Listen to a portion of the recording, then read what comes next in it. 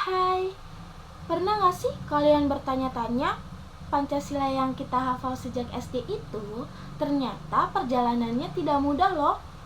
Ada masa di mana Pancasila nyaris diganti, masa di mana ia dijadikan alat kekuasaan, dan masa di mana kita harus merebut kembali maknanya. Assalamualaikum warahmatullahi wabarakatuh. Saya Fitra Ayu Pembayun Wijaya dengan NIM 05718348 dari Prodi Agribisnis. Dan hari ini kita akan mengobrol soal perjalanan Pancasila dari masa ke masa dan pelajaran yang bisa kita ambil sebagai generasi muda. Pertama, era Orde Lama. Di bawah Soekarno, Pancasila diuji keras.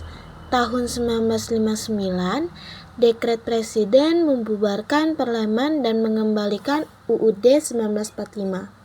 Tapi di sisi lain, demokrasi terpimpin mulai menggeser nilai musyawarah.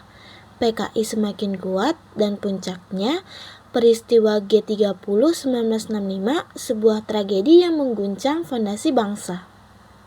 Kedua, era Orde Baru. Soeharto membawa stabilitas, tapi Pancasila berubah jadi alat kontrol. Ada P4, pedoman penghayatan dan pengalaman Pancasila yang wajib dihafal semua orang. Kelihatannya baik, tapi kritik dibungkam, kebebasan pers dibatasi. Pancasila jadi slogan, bukan nilai hidup. Ketiga, era reformasi 1998, mahasiswa turun ke jalan, Soeharto mundur.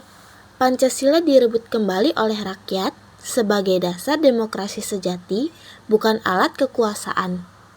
Dari ketiga era ini, saya melihat satu nilai Pancasila yang terus diuji, yaitu sila keempat. Di Orde Lama, musyawarah digantikan oleh satu suara pemimpin. Di Orde Baru, rakyat diajari nilai yang seharusnya tumbuh dari dalam diri sendiri. Di reformasi, kita belajar demokrasi bukan hadiah. Ia harus diperjuangkan dan dijaga setiap hari. Nilai musyawarah menghargai perbedaan pendapat dan tidak memaksakan kehendak. Itu inti sila keempat yang sering kita lupakan. Jadi, apa pelajaran yang saya ambil? Sejarah mengajarkan kita bahwa Pancasila bisa jadi alat atau bisa jadi jiwa. Bedanya di tangan kita, generasi muda. Di era sekarang, kita punya media sosial. Satu unggahan bisa memicu perpecahan dan bisa mempersatukan. Saya rasa itu adalah ujian sila keempat versi zaman kita sekarang.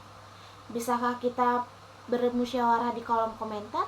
Bisakah kita mendengar sebelum menghakimi?